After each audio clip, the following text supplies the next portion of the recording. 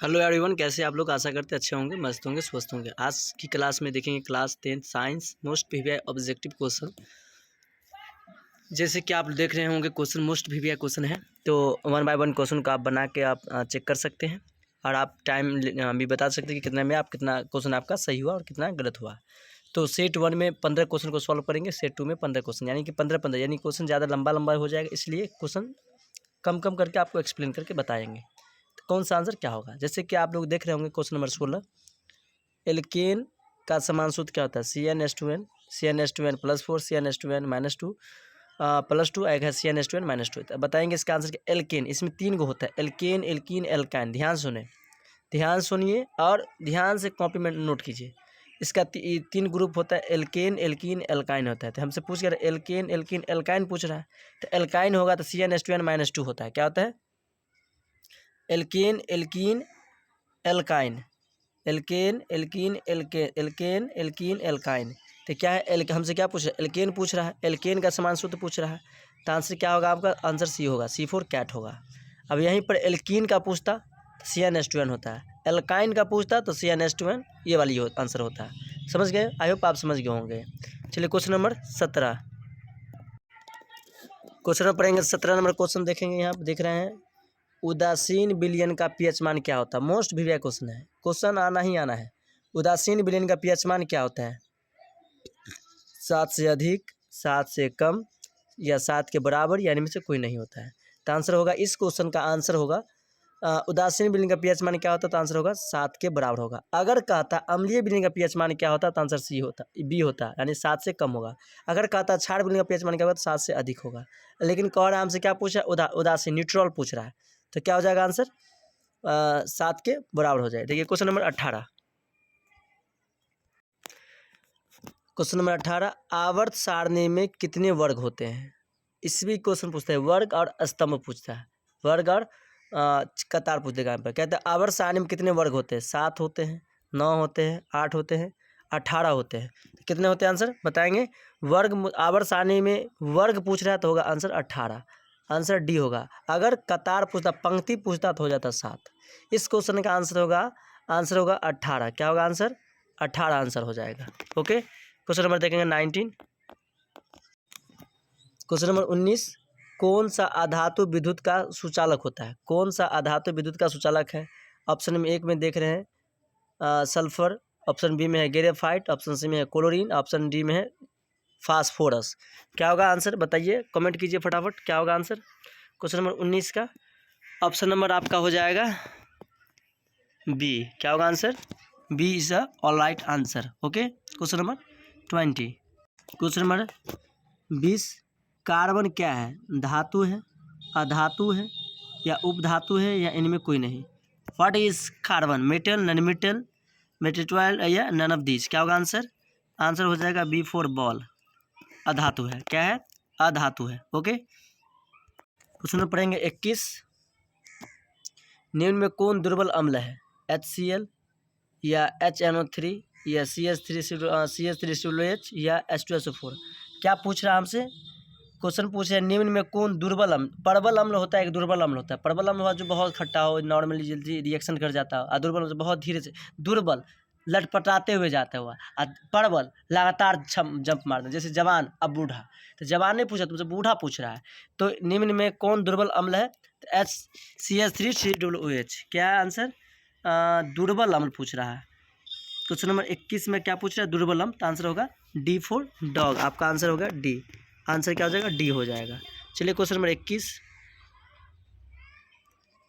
Question number पूछेंगे, पढ़ेंगे 22 number question देख रहे होंगे यहाँ पर, पोटेशियम के की परमाणु संख्या क्या है? 19, 20, 23, 25 या 35? तो ऑप्शन बताइए क्या लिखा है? Atomic number of the potassium क्या लिखा है? 19 है, 20 है, 23 है, 35 है? बताइए क्या होगा आंसर, बताइए फटाफट बताइए क्या होने वाला है आपका? ऑलरेडी आंसर होगा ए फॉर एप्पल, यानी 19 होगा आंसर। ओके, 19 होगा आंसर। क्वेश्चन नंबर देखेंगे 23 नंबर, क्वेश्चन में पढ़ेंगे 23, निम्न में से कौन सा मुख्यतः बायोगैस है? H2, CH4, C2H6, C4H10? क्या होगा बताइए, आंसर बताइए। बायोगैस यानी मीथेन, आंसर हो जाएगा बी, बी फॉर बॉल, आपका ऑलरेडी है, आंसर होगा। क्वेश्चन नंबर पढ़ेंगे 24। साधारण नमक का रासायनिक सूत्र क्या होता है? देखिए कितना इजी सा क्वेश्चन पूछ दिया। NaOH, NaCl, CaCO3, Na2CO3। इसमें आंसर होगा क्या पूछा? साधारण नमक। नमक मतलब जो खाते हैं हम लोग। तो आंसर होगा B4 बॉल, सोडियम क्लोराइड। संगमरमर पूछता तो CaCO3 हो जाता। सोडियम हाइड्रोक्साइड पूछता तो ये हो जाता। सोडियम इसमें अगर पूछ देता 10H2 कर देता, ये हो जाता किसका? वॉशिंग पाउडर का फॉर्मूला हो जाता है। लेकिन हमसे पूछा क्या है? साधारण नमक का रासायनिक सूत्र क्या होता है? NaCl होगा। Answer B. क्वेश्चन नंबर देख रहे हैं 25। किसी अभिक्रिया में भाग लेने वाले पदार्थ क्या कहलाते हैं? ऑक्सीकारक, अवकारक, अभिकारक या प्रतिफल? तो क्या हो जाएगा? अभिकारक। मतलब किसी अभिक्रिया में भाग लेने वाले, जो मान लो कोई सहमत होते कहीं भाग, जो हम क्या कहेंगे? अभिकारक कहेंगे। मान लीजिए कोई मेला में गए, तो गए अभिकारक, मेला में से देख के आए तो हो जाएगा प्रतिफल, प्रोडक्ट हो जाएगा, प्रतिफल हो जाएगा। ओके, आई होप समझ गए होंगे। चलिए क्वेश्चन नंबर 26। क्वेश्चन पढ़ेंगे 26। कौन शून्य वर्ग का तत्व है? Ca, Br, He, Li। तो आंसर क्या होगा बताइएंगे आप फटाफट, क्या होगा आंसर? शून्य वर्ग का तत्व कौन है? क्या हो जाएगा? He, helium.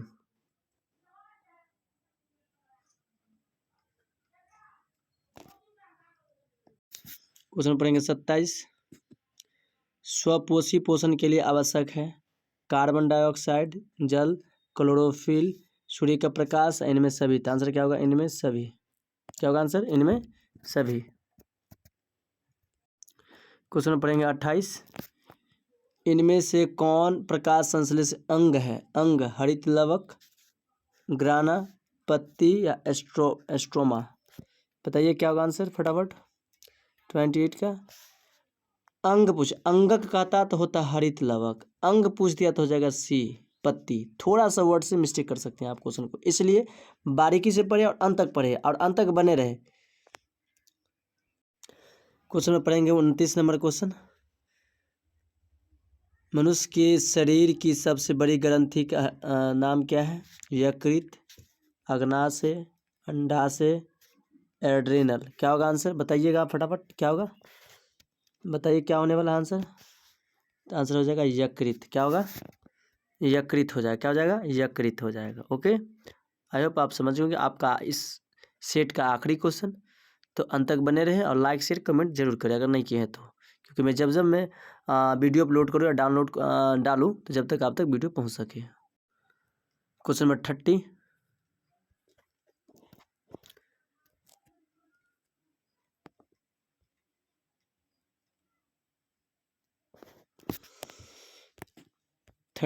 पादप में जाइलम के लिए उत्तरदायी है। जाइलम के लिए उत्तरदायी मतलब पादप में जाइलम किसके लिए उत्तरदायी है? जल के वाहन के लिए, भोजन के वाहन के लिए, अमीनो अम्ल के वाहन के लिए, ऑक्सीजन के वाहन के लिए। किसके लिए वाहन है?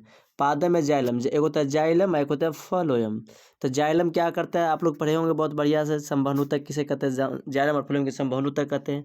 संवहनूतक होते कितने? तो दो प्रकार के होते हैं, एक होते जाइलम, एक होते फ्लोएम। तो जाइलम का काम क्या है? जल खनिज लवण को नीचे से ऊपर की ओर ले जाते हैं। अब फ्लोएम का काम क्या है?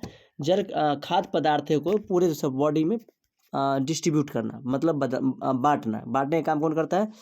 जाइलम करता है। तो आंसर हो जाएगा आपका यहाँ पर A4 एप्पल। क्या हो जाएगा? A4 एप्पल आपका क्या होगा? ऑलरेडी इसका आंसर हो जाएगा। Thank you, that's all. मिलते हैं नेक्स्ट क्लास में। ओके बाय, आज के लिए इतना ही।